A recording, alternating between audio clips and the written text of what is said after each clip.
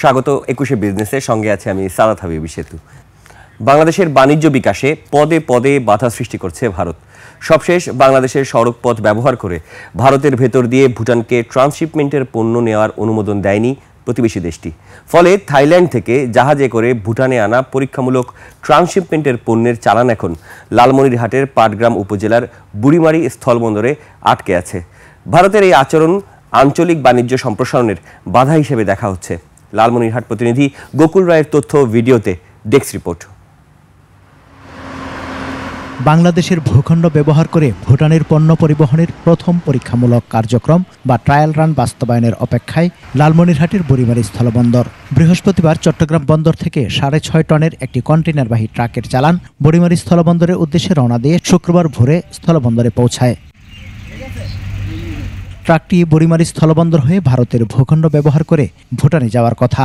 তবে ভারতীয় কাস্টমস কর্তৃপক্ষের অনুমতির অপেক্ষায় বুড়িমারি স্থলবন্দরে আটকে আছে মালবাহী কন্টেইনারটি।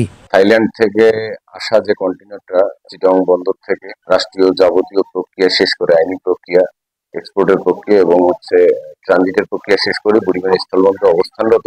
কাস্টমস কর্তৃপক্ষ জানায় সকল আনুষ্ঠানিকতা শেষ হলেও ভারতীয় চেংরাবান্ধা স্থলবন্দর কর্তৃপক্ষের রুট পারমিট না পাওয়ায় চালানটি পাঠানো সম্ভব হচ্ছে না। আমাদের কাস্টমস আনুষ্ঠানিকতা সফলভাবে সম্পন্ন করেছি। ভুটান ইন্ডিয়ান কাস্টমসের কাছ থেকে এখনো রুট পারমিট পাই নাই। রুট পারমিট পাওয়া মাত্র আমরা আমাদের এই চালানটি খালাস প্রদান করব। ভারতীয় স্থলবন্দর কর্তৃপক্ষের অনুমতি পেলেই চালানটি ভুটানে পাঠানোর ব্যবস্থা করা হবে বলেও জানান এই কর্মকর্তা।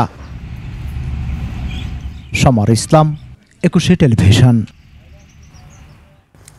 প্লট বরাদ্দে দুর্নীতির মামলায় ক্ষমতাচ্যুত প্রধানমন্ত্রী শেখ হাসিনার ৫ বছর, তার বোন শেখ রেহানার ৭ বছর ও শেখ রেহানার মেয়ে ব্রিটিশ এমপি টিউলিপ সিদ্দিকের ২ বছর কারাদণ্ড দিয়েছেন আদালত। আদালতে কারাদণ্ডের পাশাপাশি টিউলিপ সিদ্দিকীকে ১ লাখ টাকা জরিমানা অনাদায়ে ৬ মাসের বিনাশ্রম কারাদণ্ড দেন। শেখ রেহানাকে ১ লাখ টাকা জরিমানা করেন বিচারক। এই মামলায় বাকি ১৪ আসামির প্রত্যেককে ৫ বছরের কারাদণ্ড দেওয়া হয়। আজ ঢাকার বিশেষ জজ আদালত ৪-এর বিচারক মোহাম্মদ রবিউল আলম এই মামলার রায় ঘোষণা করেন। রাজুকের পূর্বাচল প্লট বরাদ্দ দুর্নীতির অভিযোগে ১৭ জনের বিরুদ্ধে করা এই মামলার রায় দেন ঢাকার আদালত। শেখ পরিবারের ৩ জন ছাড়াও এই মামলায় আরও ১৪ জনকে আসামি করা হয়েছে।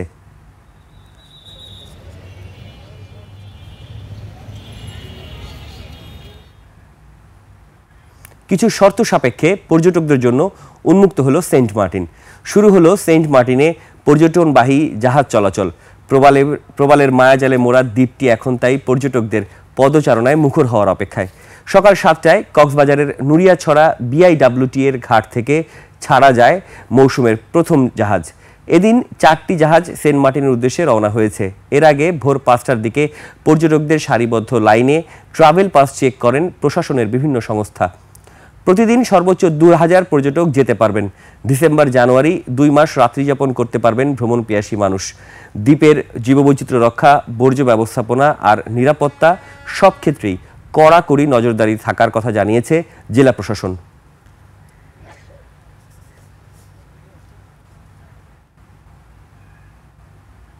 সম্মিলিত ইসলামী ব্যাংক PLCর কার্যক্রম শুরু হলো। বাংলাদেশ ব্যাংক থেকে চূড়ান্ত অনুমোদনের মাধ্যমে যাত্রা শুরু করলো ব্যাংকটি। এর আগে অর্থ মন্ত্রণালয়ের আবেদনের প্রেক্ষিতে গত ৯ নভেম্বর প্রাথমিক অনুমোদন দেওয়া হয় সম্মিলিত ইসলামী ব্যাংকের। ব্যাংকটির চেয়ারম্যান করা হয়েছে সাবেক সচিব ডক্টর মোহাম্মদ আইয়ুব মিয়াকে।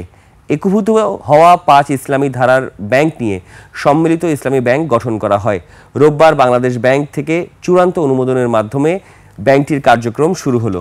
শীঘ্রই আমানতকারীদের অর্থ পরিশোধ, সুদের হার, বেতন স্কিল সহ বিস্তারিত স্কিম নির্ধারণ করার ঘোষণা দিয়েছে বাংলাদেশ ব্যাংক।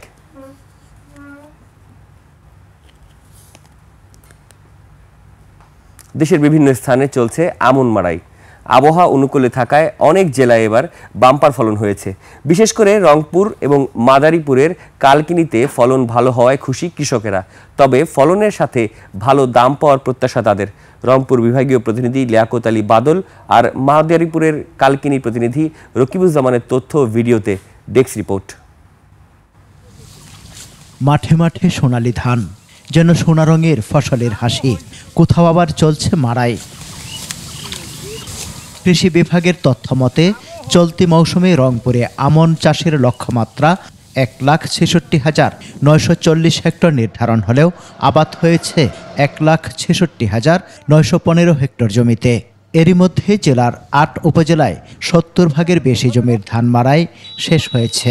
10 মন 12 মন ধান করা 15 মনও হয়। এবার হয়ে যাবে আমার ফলন হয়েছে। লেবার খরচ বেশি, সারের দাম বেশি, ওষুধের দাম বেশি।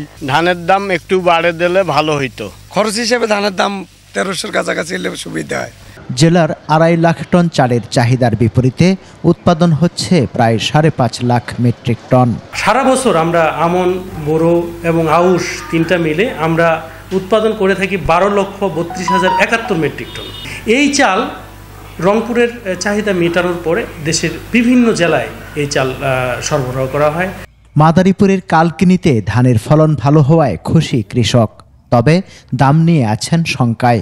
22 মণ ধান হয়েছে আমার বিঘাতে মিলে। আবহাওয়া ভালো ছিল, বৃষ্টির পানিতে সার কম লাগে। ধান তুইলে আবার শস্য বানতেছি, ইনশাল্লাহ আশা করি শস্য ভালো হবে। উপজেলায় 9,320 হেক্টর লক্ষ্যমাত্রার বিপরীতে আমন আবাদ হয়েছে 10,084 হেক্টর জমিতে। ধানের ফলন অত্যন্ত ভালো হয়েছে। প্রত্যেক কৃষককেই আমরা পরামর্শ দিয়ে যাচ্ছি যাতে এই বীজটা সংরক্ষণ করে রাখে। সরকারকে দাবি জানাবো যাতে আরো ক্রয়ের পরিমাণ বৃদ্ধি করে এবং কৃষি বিপণন অধিদপ্তরকে আমরা অনুরোধ জানাবো যাতে কৃষকদেরকে সরাসরি বাজারের সাথে সংযোগ করিয়ে দেয় এবং কৃষক তার ন্যায্য মূল্য পায়। চলতি মৌসুমে কালকিনিতে উৎপাদন লক্ষ্যমাত্রা ধরা হয়েছে 60,000 মেট্রিক টন ধান। সমর ইসলাম, 21 টেলিভিশন। এবার এশিয়ার প্রধান শেয়ার বাজারের খবর। সূচকের ঊর্ধ্বমুখী প্রবণতা দেখা যাচ্ছে এশিয়ার বেশিরভাগ পুঁজিবাজারে। জাপানের শেয়ার বাজার নিকি সূচক 1014 পয়েন্ট কমে দাঁড়িয়েছে 49,139 পয়েন্টে। বেড়েছে হংকংয়ের শেয়ার বাজার হাংসেংয়ের সূচক 87 পয়েন্ট বেড়ে অবস্থান করছে 25,945 পয়েন্টে।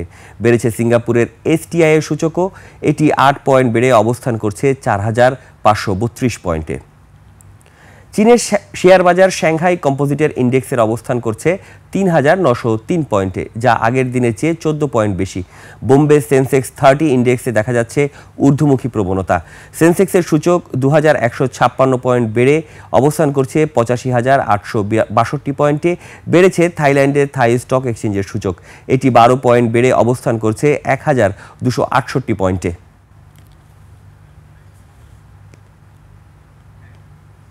দর্শক, নিচ্ছি একটা ছোট্ট বিরতির পর দেশের সিরামিক শিল্প খাত নিয়ে আমরা কথা বলবো Bangladesh ceramic manufacture and exporter association BCME এর মহাসচিব মোহাম্মদ ইরফান উদ্দিনের সঙ্গে। ততক্ষণ সঙ্গেই থাকুন।